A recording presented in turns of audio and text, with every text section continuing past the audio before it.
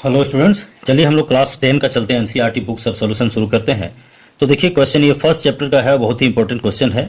सीधे क्वेश्चन पर चलते हैं। तो देखिए, prove that root 2, root 3, root 5 are irrationals. आपको इस तरह से कोई एक क्वेश्चन या दो से ज़्यादा भी दिया जा सकता है। आप इसको जो है प्रूव कैसे करेंगे, तो इसके लिए मैं दो चीज़ बताना चाहता हूँ।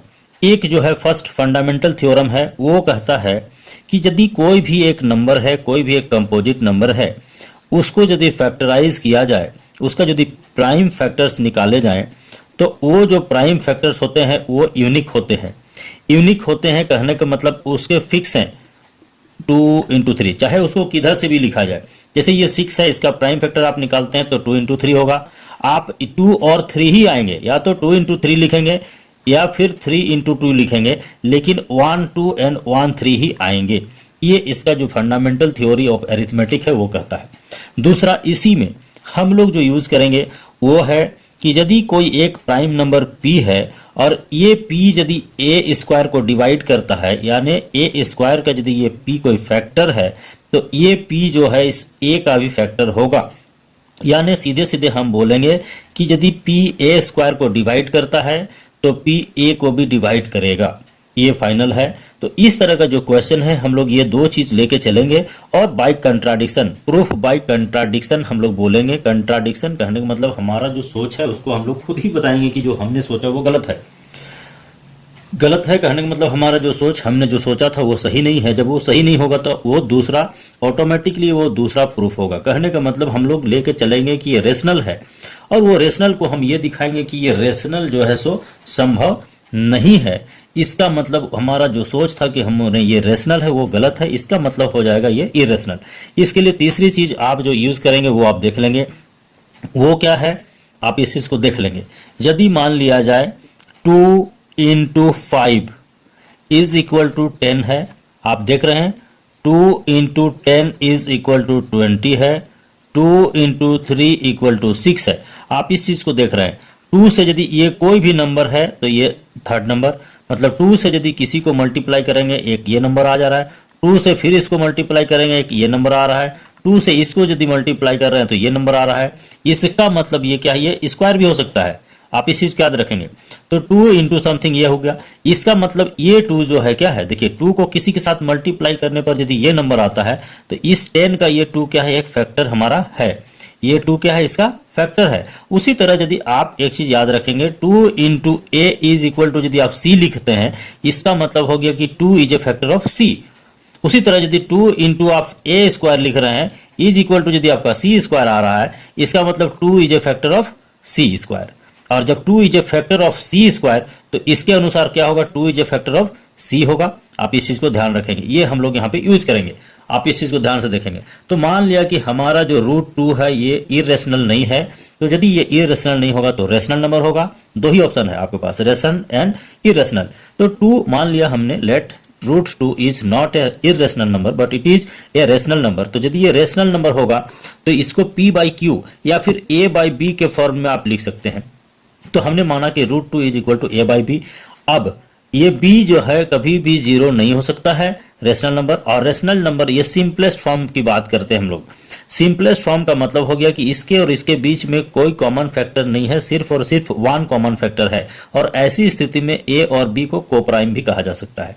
यानी √2 हमारा क्या है, let √2 is a rational number such that √2 is equal to a/2 where b is not equal to 0 and a and b have only 1 as common factor. या फिर बोलेंगे a and b are coprime. ये मानकर हम लोग चलेंगे।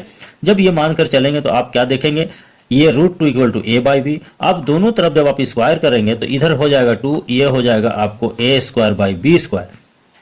और यदि इसको मल्टीप्लाई करेंगे इधर तो ये आएगा आपका 2b² is equal to a², 2 × b² a²। अब देखिए यहाँ पे हमने क्या बताया था, 2 × a² है ना, 2 × a²। मान लिए c² क्या है, इसका मतलब क्या हुआ, 2 is a factor of c²। तो 2 × b² equal to a², that means 2 is a factor of a²। 2 is a factor of a²। अब यहाँ पर देखिए टू प्राइम नंबर है, या प्राइम नंबर a² का यदि फैक्टर है तो हमने क्या बताया, ये a का भी फैक्टर होगा। इसका मतलब if 2 is a factor of a² then 2 is a factor of a। आप इस चीज जान रहे हैं, यानी 2 क्या हो गया, a का फैक्टर है, a का फैक्टर यहाँ पर 2 है ना। अब यदि ये a का फैक्टर है मतलब 2 एक फैक्टर है a का, इसका मतलब होता है 2 into something is equal to a।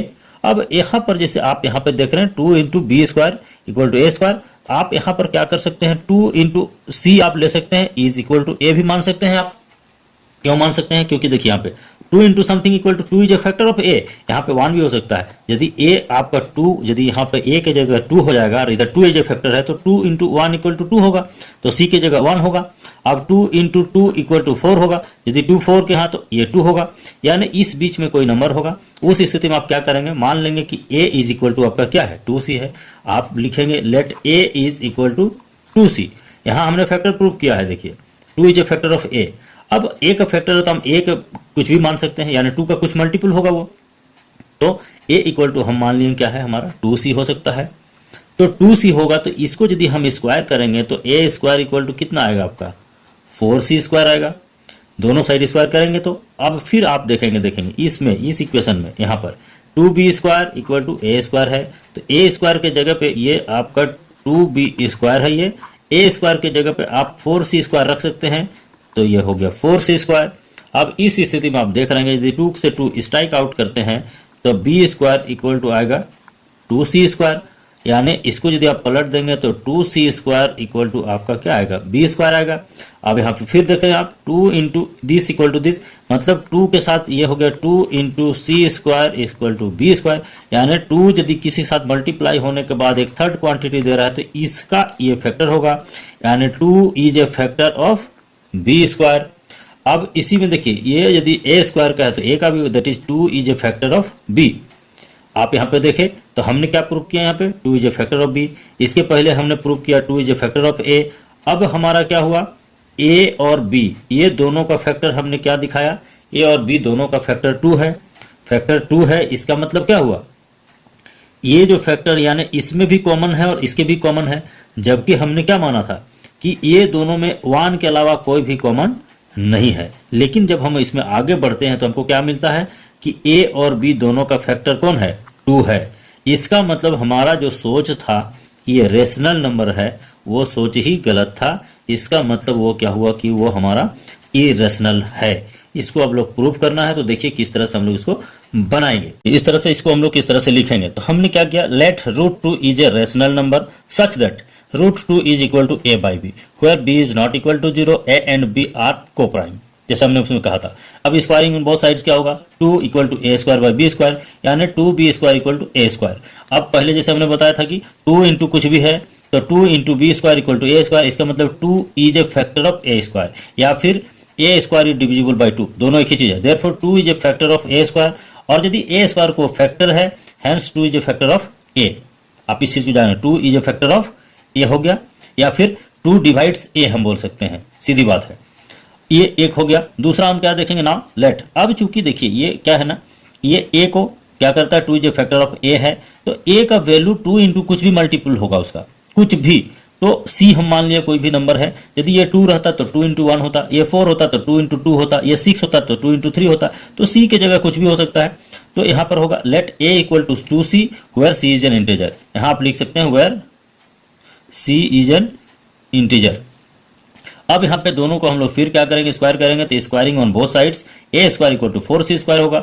अब देखेंगे, देखिए putting the value of a square in equation 1, इसमें a स्क्वायर के वैल्यू यदि पुट करेंगे तो 2b स्क्वायर इक्वल टू आएगा 4c स्क्वायर।